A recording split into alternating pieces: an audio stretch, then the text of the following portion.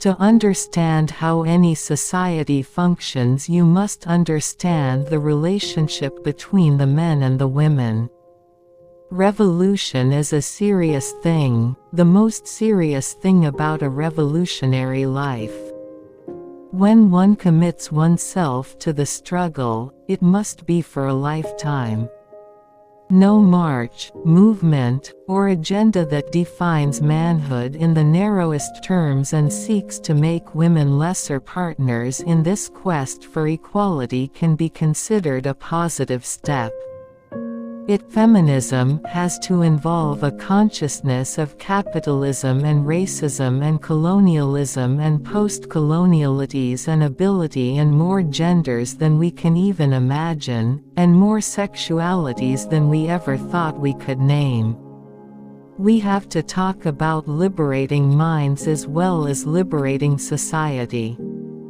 You have to act as if it were possible to radically transform the world.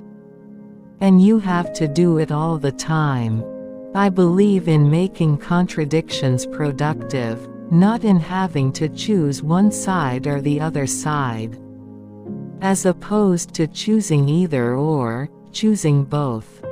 Feminism insists on methods of thought and action that urge us to think about things together that appear to be separate, and to disaggregate things that appear to naturally belong together.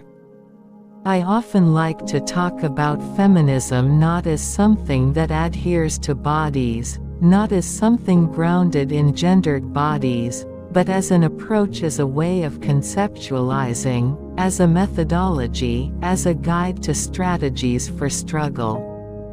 We have to learn how to think and act and struggle against that which is ideologically constituted as normal. Feminism involves so much more than gender equality. And it involves so much more than gender. Many of us then thought that what we needed to do was to expand the category, women, so that it could embrace Black women, Latina women, Native American women, and so forth. Walls turned sideways are bridges. I think the importance of doing activist work is precisely because it allows you to give back and to consider yourself not as a single individual who may have achieved whatever, but to be a part of an ongoing historical movement. I'm no longer accepting the things I cannot change. I'm changing the things I cannot accept. Well, of course there's been a great deal of progress over the last 40 years. We don't have laws that segregate Black people within the society any longer.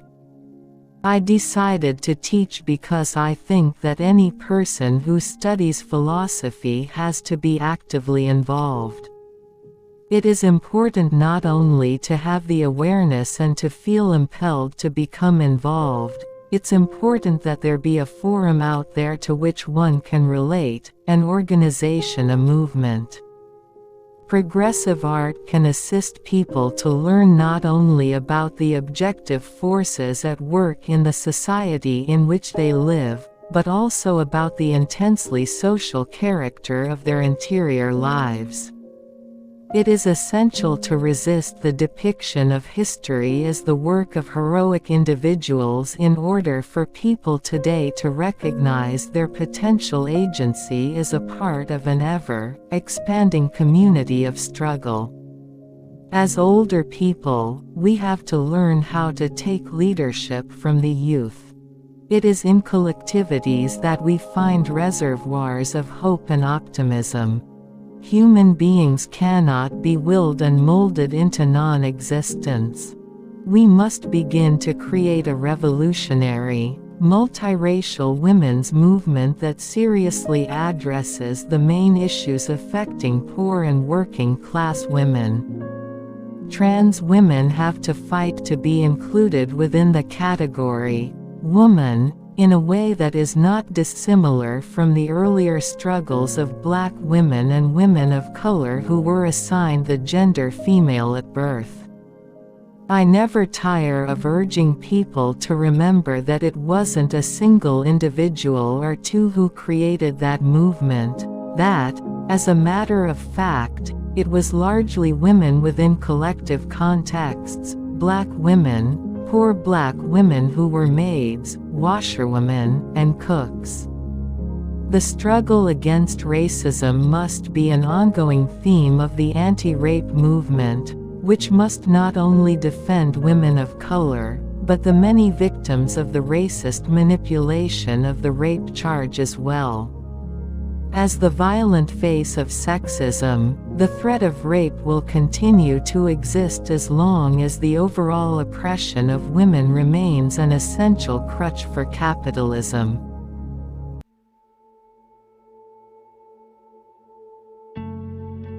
Angela Yvonne Davis, born January 26, 1944, was born in Birmingham, Alabama. She studied at Brandeis University and the University of Frankfurt.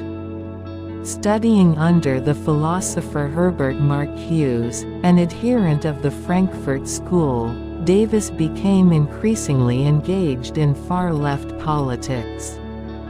Upon returning to the United States, she studied at the University of California, San Diego, before moving to East Germany, where she completed a doctorate at the University of Berlin. After returning to the United States, she joined the CPUSA and became involved in numerous causes, including the second-wave feminist movement and the campaign against the Vietnam War.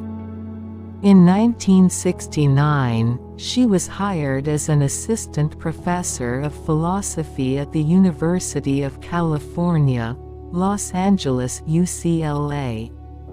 UCLA's governing board of regents soon fired her due to her membership in the CPUSA.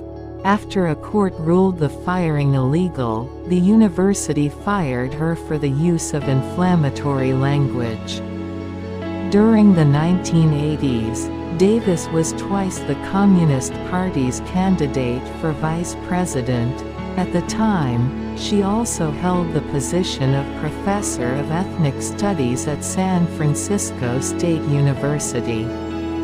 In 1997, she co-founded Critical Resistance, an organization working to abolish the prison industrial complex. In 1991, amid the dissolution of the Soviet Union, she broke away from the CPUSA to help establish the CCDS. That same year, she joined the Feminist Studies Department at the University of California, Santa Cruz, where she became department director before retiring in 2008. Since then she has continued to write and remained active in movements such as Occupy and the Boycott, Divestment and Sanctions campaign. Davis has received various awards, including the Soviet Union's Lenin Peace Prize and induction into the National Women's Hall of Fame.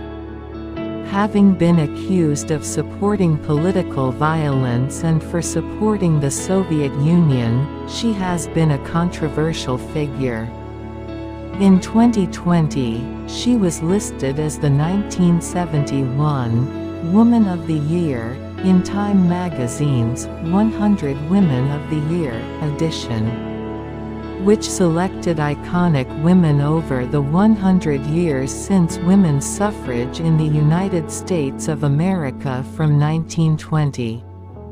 In 2020, she was included on Time's list of the 100 most influential people in the world.